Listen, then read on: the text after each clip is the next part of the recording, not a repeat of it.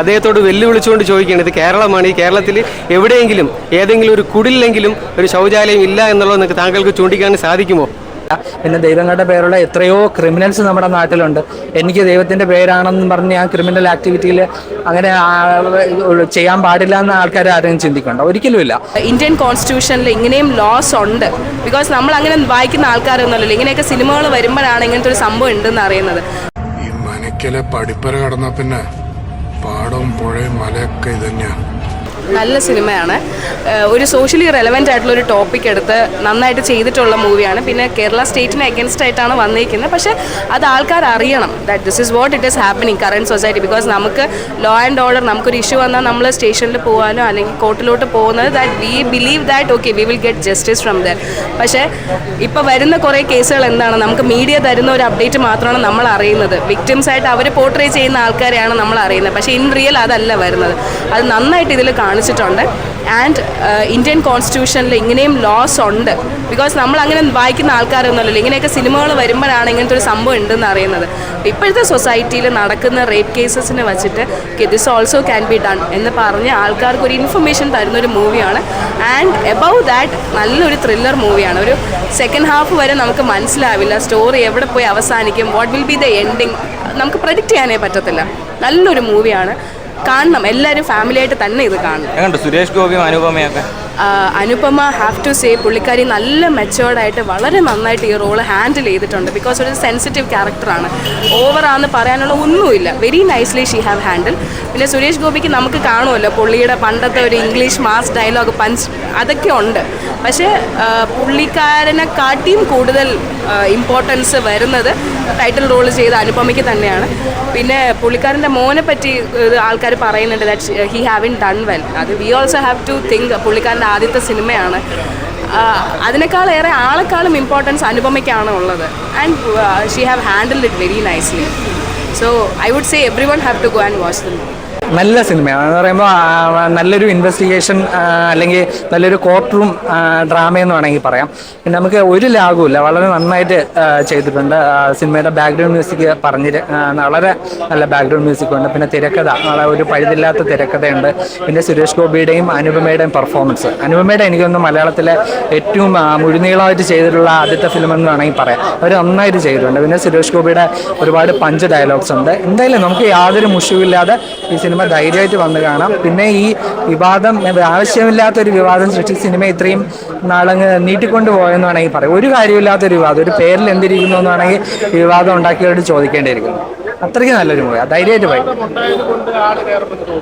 അങ്ങനെയൊന്നുമില്ല. ചിലപ്പോൾ അങ്ങനെ ചിന്തിച്ച് എന്താണെന്ന് അറിയാൻ വേണ്ടി പലരും കയറുന്നുണ്ടായിരിക്കാം.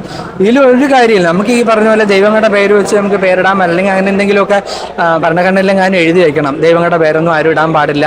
പിന്നെ ദൈവങ്ങളുടെ പേരുള്ള എത്രയോ ക്രിമിനൽസ് നമ്മുടെ നാട്ടിലുണ്ട്. എനിക്ക് ദൈവത്തിൻ്റെ പേരാണെന്ന് പറഞ്ഞ് ഞാൻ ക്രിമിനൽ ആക്ടിവിറ്റിയിൽ അങ്ങനെ ചെയ്യാൻ പാടില്ല എന്ന ആൾക്കാർ ആരെങ്കിലും ചിന്തിക്കണ്ട, ഒരിക്കലുമില്ല.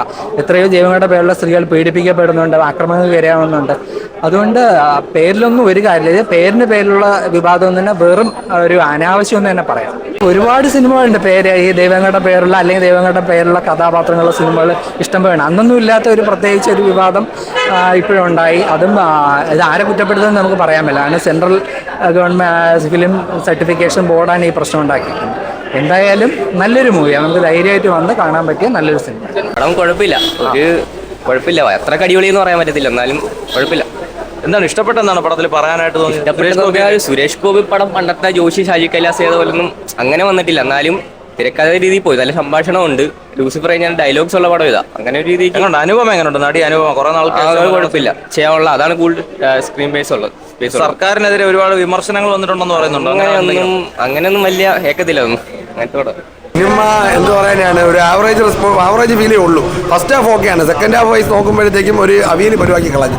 നമുക്ക് ഈ സെൻസർ ബോർഡിൻ്റെ വിഷയങ്ങളും കാര്യങ്ങളൊക്കെ ചെയ്യേണ്ട ആവശ്യമേ ഇല്ലായിരുന്നു. സിനിമയിൽ പറയാൻ വേണ്ടി സുരേഷ് ഗോപി എന്തൊക്കെയോ പറയുന്നു, അത്രേ ഉള്ളൂ, വേറെ ഒന്നുമില്ല. ഈ പേരൊന്നും വിവാദമാക്കേണ്ട ഒരു കാര്യമില്ല, വിവാദമാക്കേണ്ട ഒരു ആവശ്യവുമില്ല. കാരണം പാർട്ടിക്ക് പറയാൻ പറ്റാത്തത് കൊണ്ട് സിനിമ വഴി അത് പറയുന്നു, ജനങ്ങളെ അറിയിക്കുന്നു, അത്രേ ഉള്ളൂ. അതിന് വേണ്ടി എടുത്തൊരു സിനിമ, അത്രേ ഉള്ളൂ. പടം ഫസ്റ്റ് ഹാഫ് കുഴപ്പമില്ല.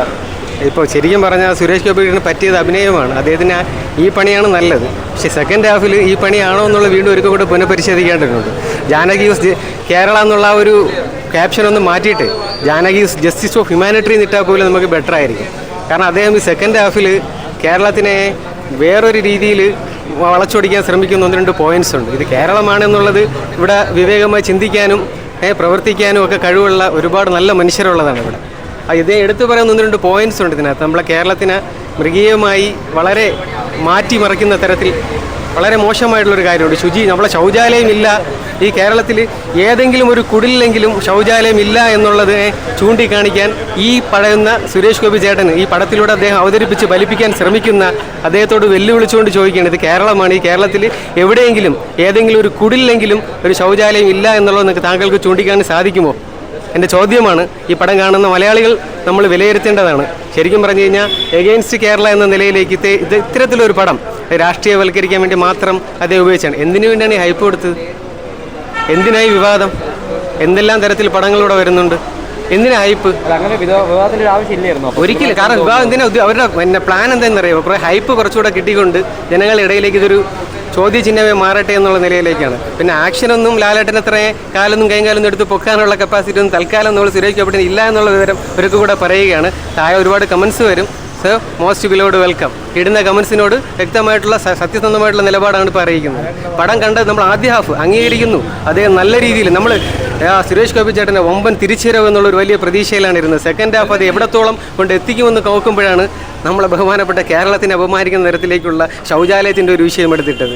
കാരണം നമ്മുടെ സ്ത്രീകളായാലും ഇത്തരത്തിൽ നടത്തുന്ന അരാജകത്വം, ആ സ്ത്രീക്കെതിരെ നടന്നിട്ടുള്ള അരാജകത്തെ സ്വന്തം സഹോദരി എന്ന നിലയിൽ നെഞ്ചിലേറ്റിക്കൊണ്ട് തന്നെയാണ് ഈ കേരളവും ഞാനെന്ന വ്യക്തിത്വവും അതിനെ അങ്ങേയറ്റം അപലപിക്കുന്നു. കാരണം അതിനെതിരെ തന്നെ നിലകൊള്ളണം, അതിന് ഒറ്റക്കെട്ടായി കൂട്ടായി നിലകൊള്ളണം. പക്ഷേ അത് ഒരു സംസ്ഥാനത്തിനെ അപമാനിക്കുന്ന തരത്തിലേക്ക് ആക്കിക്കൊണ്ട് നടത്താവുന്ന ഒരു വികാരമാണെങ്കിൽ അതൊരിക്കലും ഇവിടെ നടപ്പാവില്ല. ഇത് കേരളമാണ്.